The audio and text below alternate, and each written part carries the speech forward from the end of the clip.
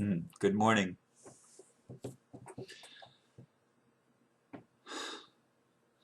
I feel good. Anyway, today's title is 2012, Standing as Sovereigns in an Alien World. Make no mistake about it. It takes tremendous courage to stand as free men and women in a world where those believing themselves to be rulers see us as their slaves, as personal property to be exploited for their own selfish ends.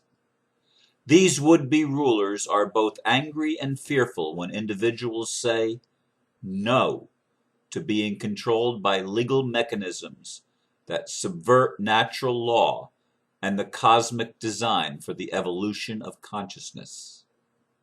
Sovereigns say yes to life, to love, to light, and to laughter. Sovereigns follow their heart and see the flame of freedom burning ever more brightly on the prison planet, being liberated from the lie. It was my privilege yesterday to watch the three-part program written and narrated by James Rink called Changes on the Horizon. Indeed, it is.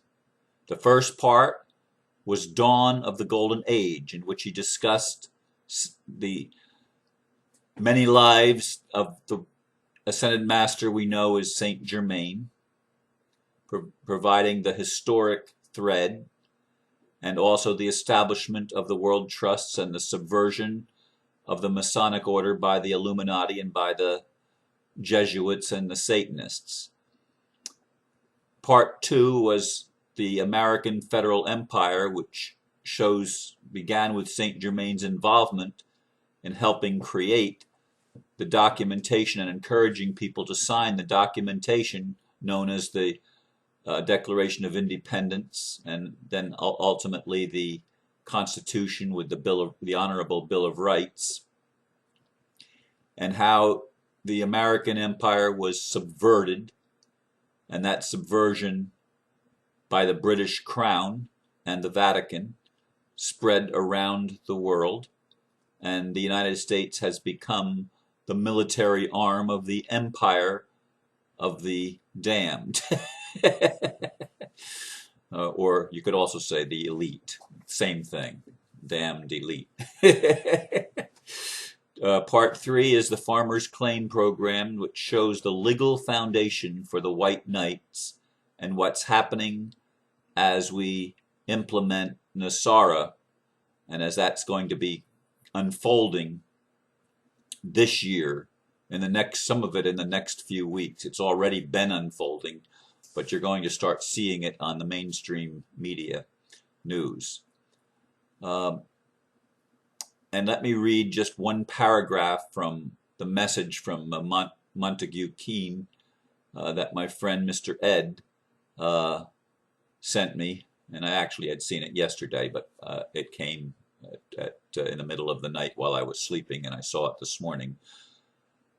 Mr. Keen says, the banking scandals and the resignations that you are being told about are but the tip of the iceberg. It must all come tumbling down.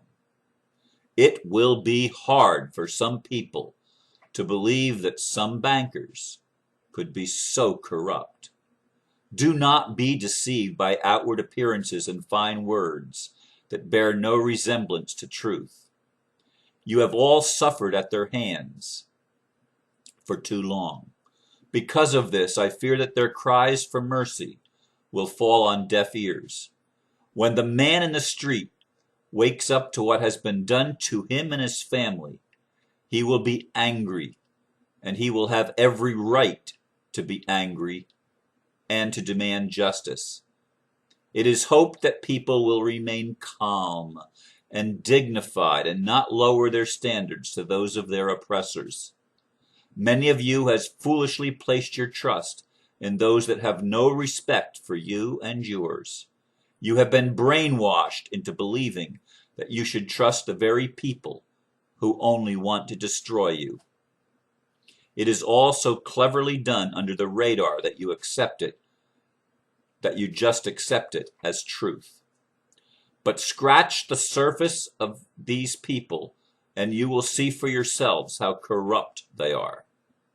Concentrate on the future, when all will be so different, when trust is restored, equality is experienced by every man on the planet, and every country will rejoice. Standing as a sovereign has been one of the most liberating things that I've ever experienced, and one of the most anxiety creating things that I've ever experienced, because we do live still in a world where the very matrix, the very system itself, is designed against the evolution of consciousness, against human growth, against people being empowered and truly enriched. Money does not enrich, by the way. However, money isn't finished yet in our evolution, much to the chagrin of those that would like to just jump from the world that we've known to a world where the old is obliterated completely. It's going to be more gradual, folks. I mean, that's the message I keep getting, and it's what I believe with all my heart is happening. But yes, the system, the way it has been designed, sees every one of us, you and me, as slaves. We not only don't own anything from their perspective, from the perspective of the system, we can't own anything because everything belongs to them. It's personal property. We are chattel. Our homes, our vehicles, every material thing that we think is ours, from their perspective, we're just using it. It really belongs to them, and they can take it back whenever they want to. That is the truth of the world that we live in. When you buy a house, you don't own the house, even if you've paid for it. No mortgage, even if you've paid for it. And you have a clear deed with no liens attached to it. It's still not yours because you never signed it. And they never even told you you were supposed to take ownership of the property, because in their mind, they continued to own it. They just deceived you and made you believe it was yours. And as long as everything goes smoothly, you have no reason to question that, which is why most people don't question it. Except now, when they try to foreclose on everything, and people are waking up to the deception, finally, that mortgages and all loans by commercial banks are fraud. All of them. Doesn't matter if it's a student loan, a car loan, a mortgage, or whatever it is. They're all fraud because banks have nothing of value to own. Or to, I should say, to lend. Nothing of value. And they're not allowed by law to lend what they do have because they're holding it in trust for depositors. So it's unlawful for them to risk the assets that they're holding in trust. The whole scheme is convoluted. The whole matrix is nothing but one corrupt mess. It's an alien world. We talk about ETs being aliens. The real aliens, those that alienate the whole world, are the people who sit in the district of criminals, known as Washington, D.C. The criminals that go every day and spend their time in the city of London, or the city, or the bank, because that's what it is. It's the bank. It's the crown. They sit there in that little center of London ruling the world from the House of Rothschild, and the Vatican, the other city-state that exerts control and tells lies and distorts our history so that we don't even know who we are, so that we totally forget and become enslaved. It is a prison planet, just as Alex Jones says. It's a prison planet. It's been a prison planet for a long time, and the prisoners didn't even know they were being enslaved by money and by the financial system and by a system of controlled religions and controlled ideologies that pitted one person against another. It still goes on in our day, but it's coming apart. It's becoming easier to stand as sovereigns, but it's been a challenge. Many brave men and women down through the ages, when they saw the truth and they began to expose the truth and to tell the truth, were killed, had their families taken from them, had their property confiscated, had suffered all sorts of ills at the hands of this elite establishment that has done horrific things down through our history.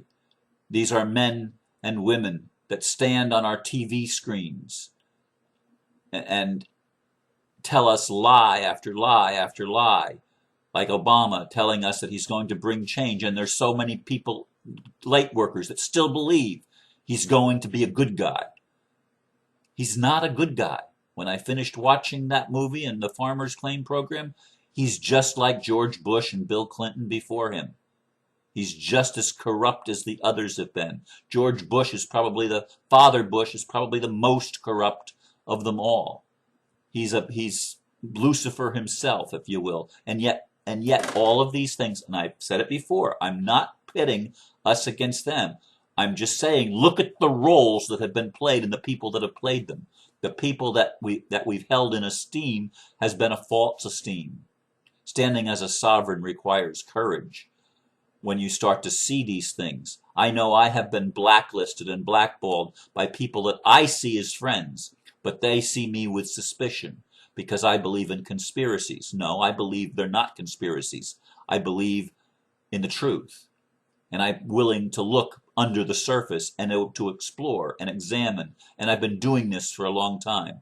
Somebody wrote and asked if I heard about NESARA. I've known about NESARA since right after 9/11, since 2001. I've known about NESARA. It was signed into law in 2000. I knew about it within a year, approximately, of it being signed into law by Bill Clinton, then President of the United States. But the whole game, the whole thing is a charade. It's total corruption. And when you start standing in the truth, it becomes a catalyst that brings all sorts of things about you to the surface of your awareness, to your consciousness.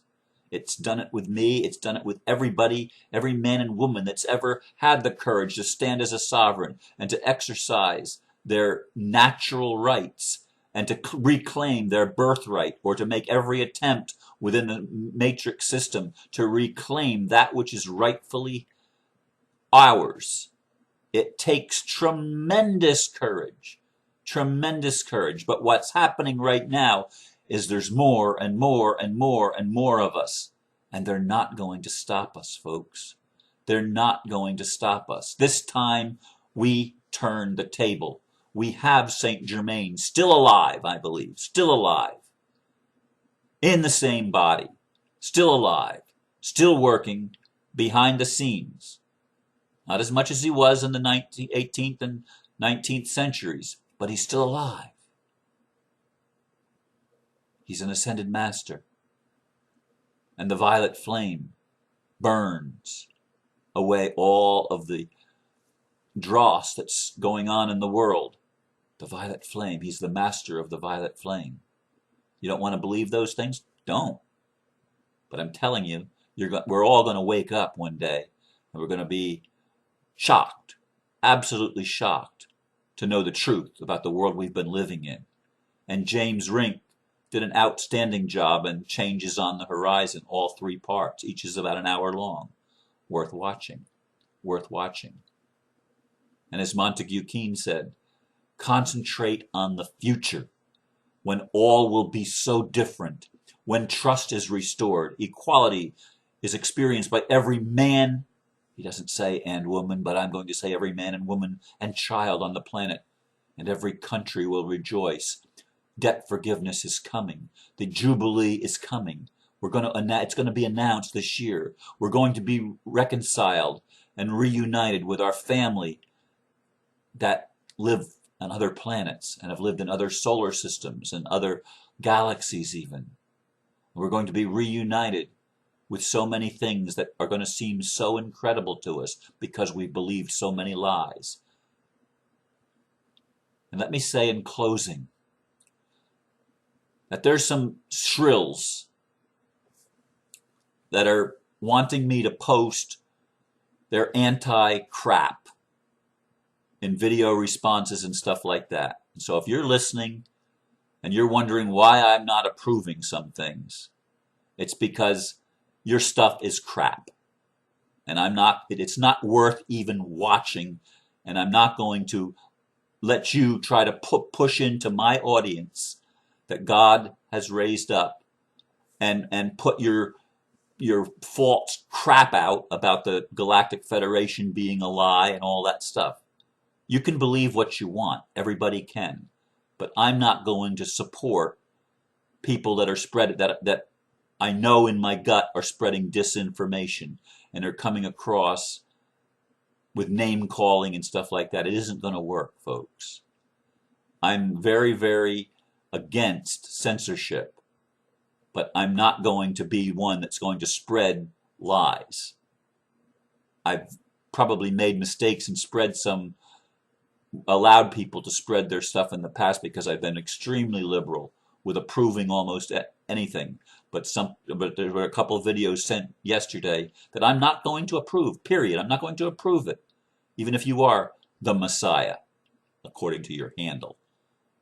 I'm not going to approve it. You're a shrill from my perspective, and I'll call you on your shit because it takes courage to stand as a sovereign, and I'm going to stand in the truth, and I'm not going to allow these people to be sucked into your freaking lies anymore. I'm going to stand for what I know in my heart is right and true. Not that I know all the answers. I don't. But I do know some things that resonate strongly with me.